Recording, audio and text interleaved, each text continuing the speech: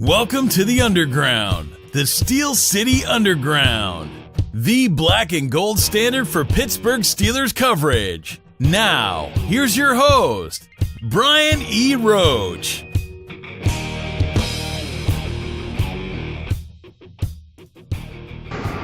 Hey everybody, and welcome to another edition of the Steel City Underground video podcast. My name is Brian Roach, the host who doesn't like toast.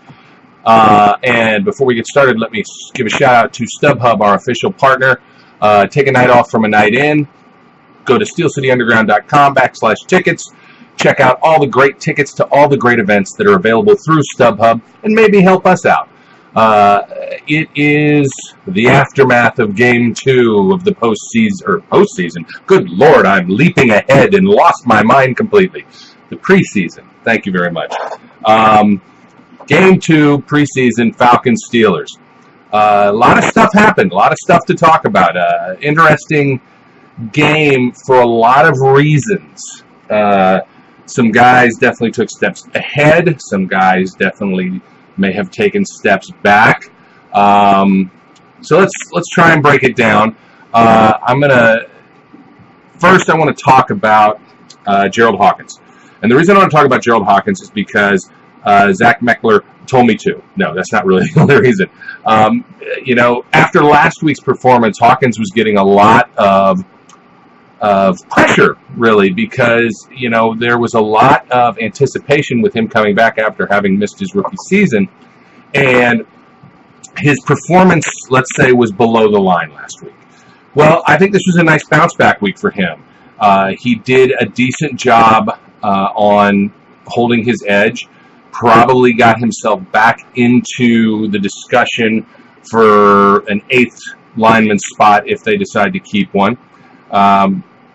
It was nice to see him move ahead and maybe start coming back to that promise that we kind of got hinted at last season.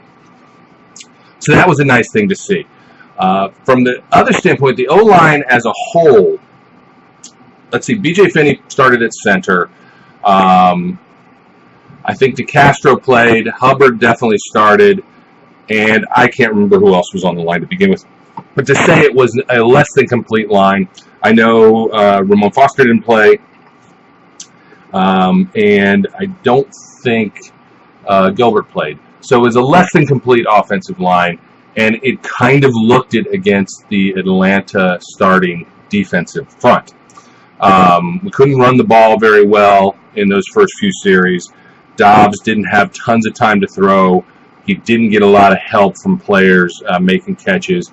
And the Steelers were basically ineffectual for the first 2 series. But it's not terribly surprising when you realize, you are dealing with second string versus first string, and first string of a very fast, very good defense. The Falcons are a good team, a very good team.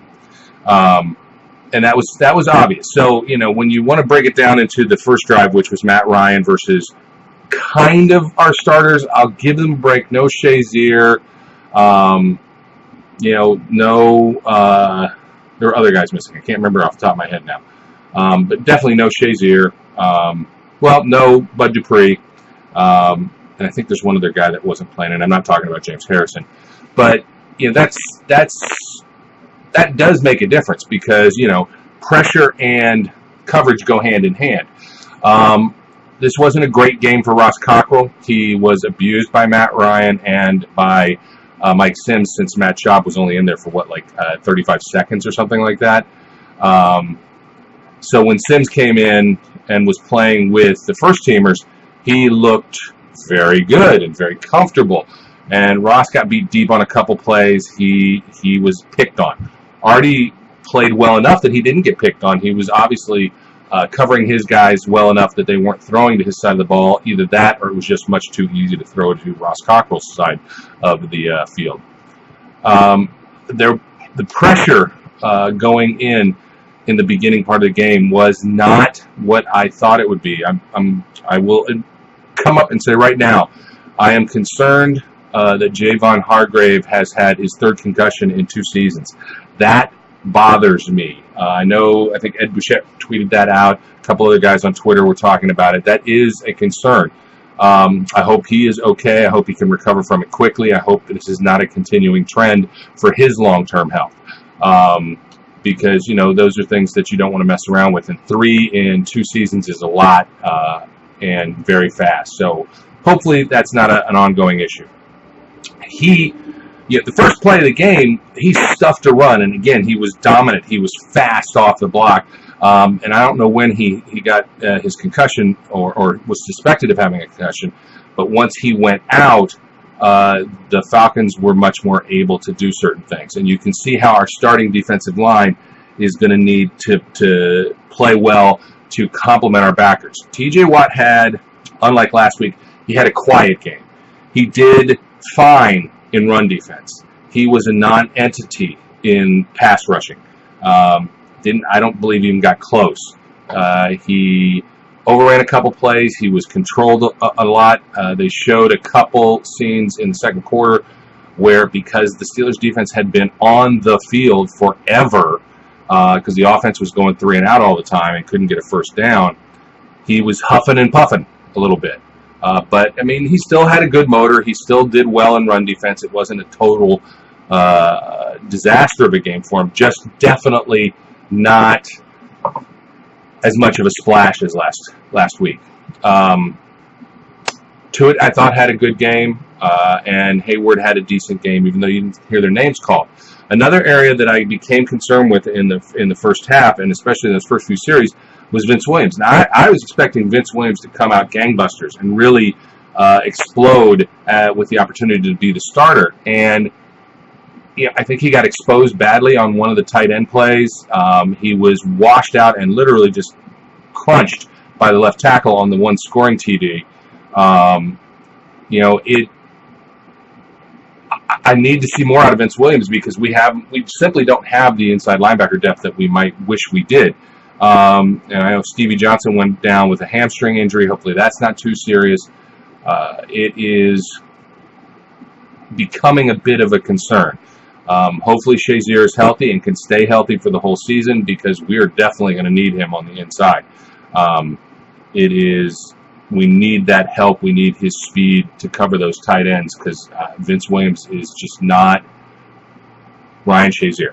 Let's put it that way. He did have a nice hit on somebody later on. He had a nice coverage sack on a running back or coverage hit on a running back to break up a pass. That was nice. But I'm a little concerned with the fact that I am not seeing him make any consistent impact plays. Overall, the defense didn't look good against the Atlanta starters. I think 12 first downs in the first quarter from Atlanta is none for us, none for the Steelers. They were 3 of 4 for third downs. That bend don't break mentality came up. We did only hold them to 1 touchdown and 2 field goals. But there was a period of time where we couldn't get off the field in third down situations. And in every third down situation, we were giving up 12, 14, 15 yards in passing chunks, big, giant chunk plays. It was not pleasant to watch. And I know it's the preseason, and I'm not overly concerned because we don't have our full complement. But it was reminiscent of the AFC Championship game. And that bothered me. I don't want to see something that reminds me of that. So, once the starters kind of came out, I guess our depth is better than their depth. Let's put it that way. Things kind of turned around a bit, and we got, we made some nice plays. The defense started to pick it up and was getting stops. They weren't being gashed nearly as much. The offense started to find its feet eventually, and we got some points. So that was good. Anthony Chickillo, or as the halftime announcers for the NFL Network called him Anthony Chickadillo, which was driving me crazy. First of all, you got to get Martavis right. It's not Martavius. It's Martavis Bryant. Martavis. And it's not Anthony Chickadillo, it's Anthony Chickillo. So let's make sure we get that right. There were two glaring goofs by the announcers. In the first half, the Steelers announcers confused Marcus Ayers and David Johnson. I don't know how you get those two guys confused, but they did. And then at halftime, the Chickadillo. Anyway, Anthony Chickadillo had a nice game. Kind of did his version of what Arthur Moats did last week, where against JV, he looked like a man amongst boys for a while there. 2 sacks and a bunch of nice tackles. A lot of pressure coming from Anthony Chickadillo. And Chickadillo. I'm never going to be able to say it right again now because that guy called him Anthony Chickadillo. It's insane. I'm blaming Zach Adonia for that. Zach, it's your fault. I don't know why you called into the NFL Network and told them to say Chickadillo. I just know you did. Anyway, I think that was good to see because we're going to need some of that depth in that rotation. We're going to need to be able to count on backups to come in and spell guys for a little while, and Chickalo looked decent doing that. Arthur Moats came in and did not really present nearly as much of a repertoire as he had the week before, but that's fine. You know, we know what Arthur Moats can do, and apparently now we know what Anthony Chickalo can do. So it's nice. It was a very up and down performance for the defense. It was a bit of an up and down performance for the offense. Let's talk about our quarterback, Josh Dobbs, for a second. 10 of 19. That's 52.6%. 70 yards, 1 interception, QB rating of 39.4. It's bad.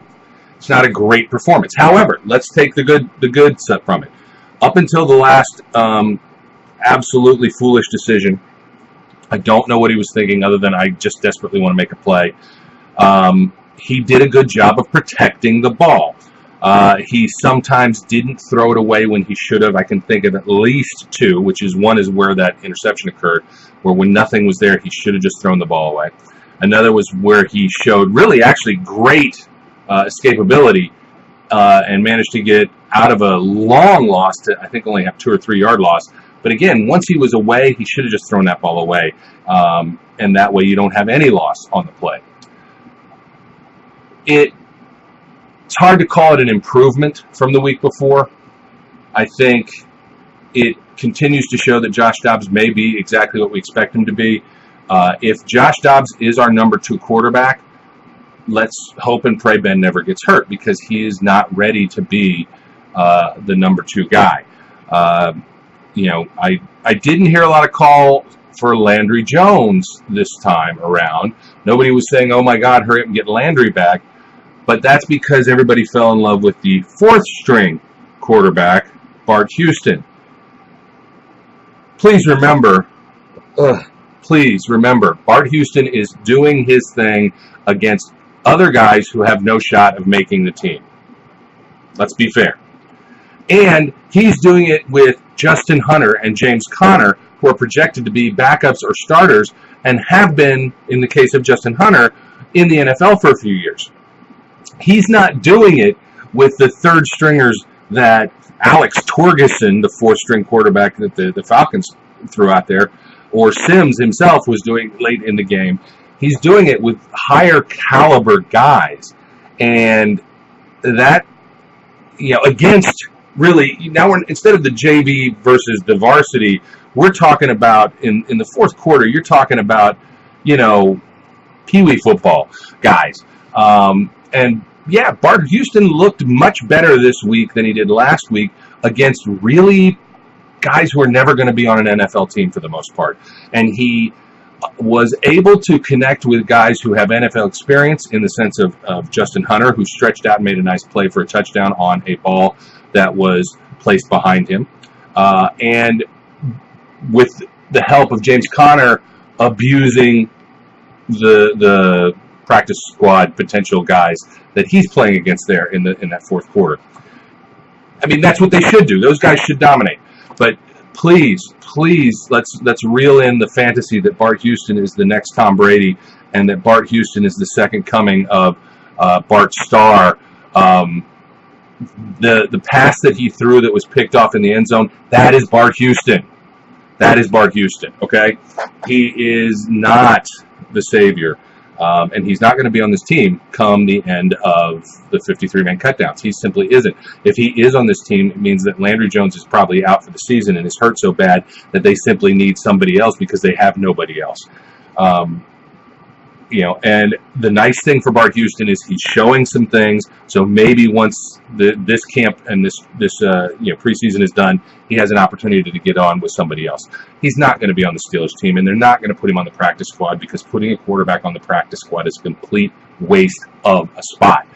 You got to understand how things happen during the regular season. Ben's going to take 99.9% of the snaps, and what's left is going to go to the second string guy, and whoever is the second string guy is going to take 99.9% of the practice squad reps on the practice team that is projecting to be the opponent that week, right? The third string quarterback barely gets reps during the season. A fourth string quarterback, a guy on the practice squad, is going to sit there with his thumb stuck somewhere that is not a great place to be because he's going to have nothing to do. It's a waste of a spot. They're never going to put him on the practice squad. It's not going to happen. It would be absurd to consider it. So it's nice that Bart Houston is getting his debut for another team, maybe, but he's not going to be on the Steelers for long term. And let's just be realistic. Remember who he's playing against when he looks good. Put Bart Houston in the first half, and he will not look that good. I'm just telling you. I talked a little about TJ. He did have 4 tackles. 1 was for a loss. But as I said, a little concerned that he was a non-entity in the pass rush. It's not necessarily surprising to see him have an off game. I was happy to see that his motor stayed up. He did seem to be involved. I saw him running around. He was making tackles. But, this was maybe even a higher caliber offensive line in the beginning of the game than the Giants line. And they were able to handle him. He was not able to break away from the left tackle or the right tackle. Wasn't able to come free to try and make something happen. But it's not a surprise, and it's a good learning experience for him, I think. Chickalo was good. Hawkins was better. What else do I want to mention? Oh, Kobe Hamilton. Didn't hear his name called once today. So maybe we can put the Kobe Hamilton is going to make the 53-man roster stuff to rest as well. He isn't. Did anything else happen? Gosh, I feel like something else happened. At least 2 other things occurred tonight. Well, this guy showed back up. That's one of them, Martavis Bryant. He came back, and just as a example of how bad the offensive line played in the first quarter, his first, quick screen went for minus 4 or 5 yards. It was horrible. He had absolutely nowhere to go. It also shows you the Atlanta defense is fast. They are fast. But he also had a fantastic catch on a throw that was behind him, probably more so than it should have been. I still question Dobbs' accuracy a bit, but with Martavis, he reeled that ball in for one of the few high points of Dobbs' series. There was another throw that Dobbs put that I thought that he missed that I thought was actually placed slightly better than the first throw, but Martavis had one of his arms barred and couldn't get both hands up. I think if he gets both hands up, he makes that catch, but he couldn't because he had an arm bar on one hand. He might have pushed off a little as well, but there was no PI called on that. Maybe it's a good no call. I don't know. The arm bar, to me, outweighs a small push, and maybe it should have been called, but what do I know? But it was good to see him out there. Yes, maybe he's a little rusty. I didn't see what I hoped to, which was Martavis just completely blowing past guys and being wide open somewhere down the field.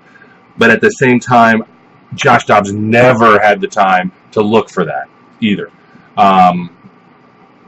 Justin Hunter got involved in the game late in the game. He looked okay at times, and he looked like he had happy feet at times. That outside screen to him where he danced a lot, he needs to not dance quite so much. This is not an audition for Dancing with the Stars, Justin Hunter. It is, you need to put your foot in the ground and make a move and go.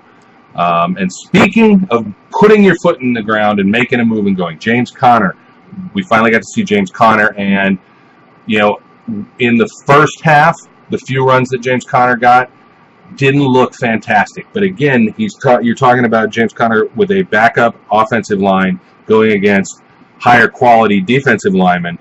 It's not surprising he couldn't see much. He had a couple decent runs. He had some runs that he could have gotten, maybe one or more 2 steps, he would have made a breakaway. I'm concerned that maybe Ike Taylor is teaching him how to catch the ball, because he badly took his eyes off several passes and dropped them that would have turned into Steelers first downs and could have helped Josh Dobbs have a better stat line had they been caught. I don't know that in the end it would have made a huge difference to Dobbs' overall night, but it would have been nice to see Connors pick those balls up. At the same time, hey, you know what? When he got in the game late, he's running off 17-yard runs and 19-yard runs, and he's showing tenacity and power and everything we want him to be as Le'Veon's backup. Remember, he's still going to be Le'Veon's backup at best. I thought the story, for me anyway, the story of the night was the special teams. The Steelers don't win this game without the special teams playing the game that they play. So hats off to Danny Smith, all you fire Danny Smith guys.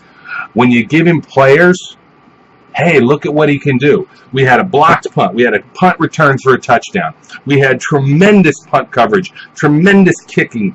We had fantastic kick coverage.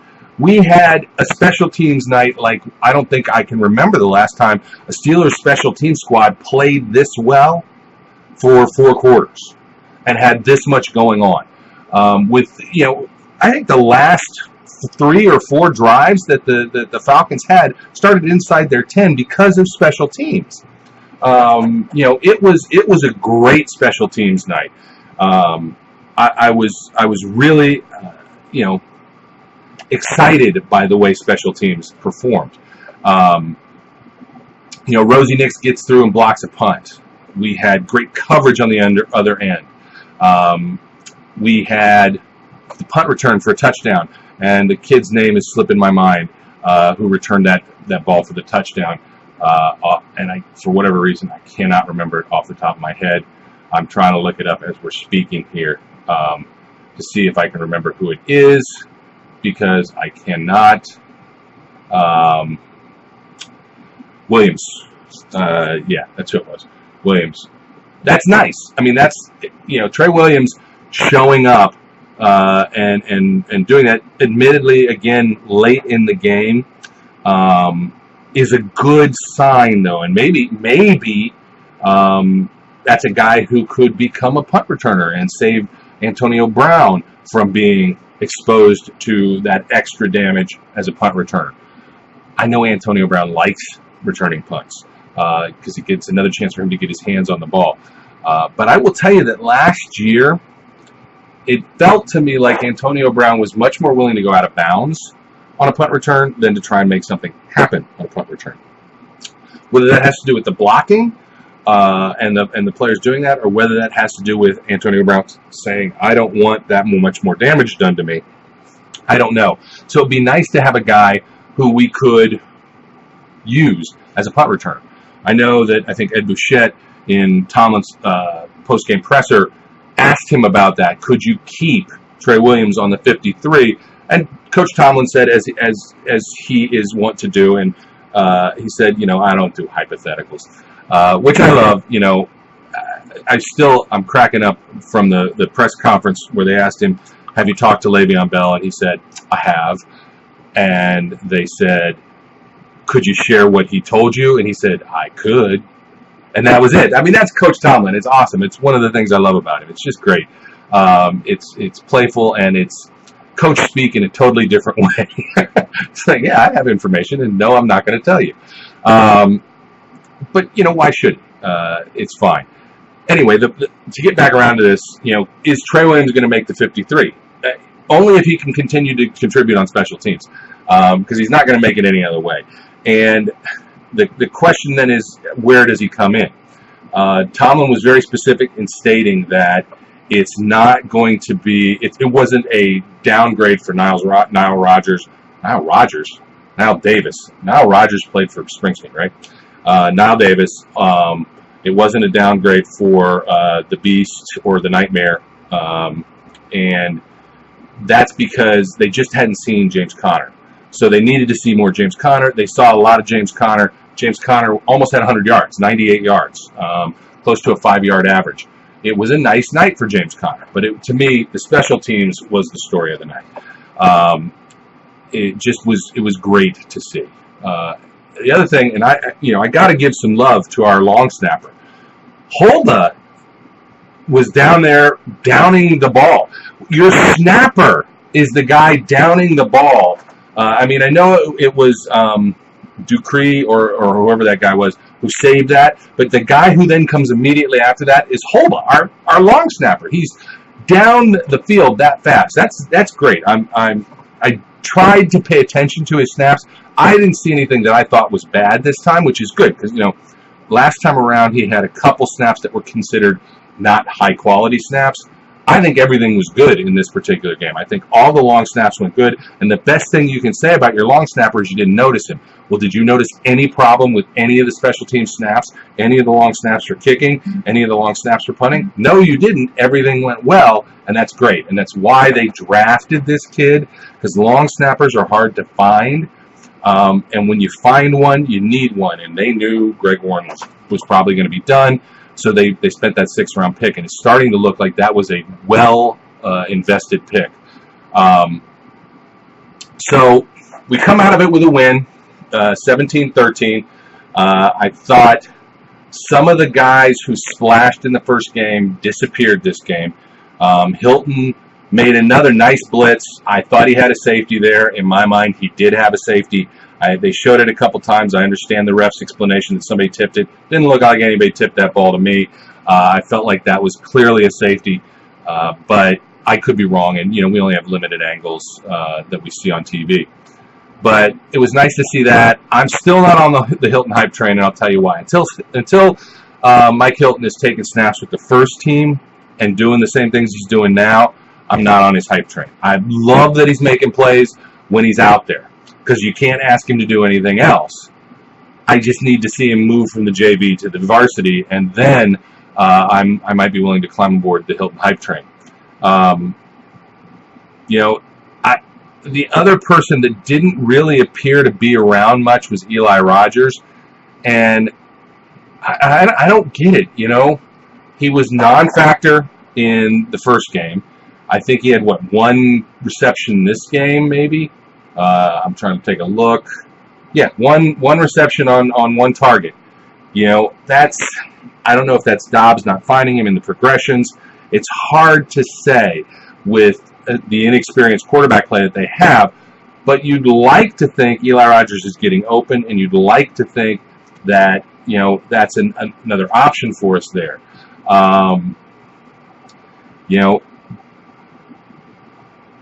I don't know what else to say about that. I just wish he was more. Sammy Coates got in the game.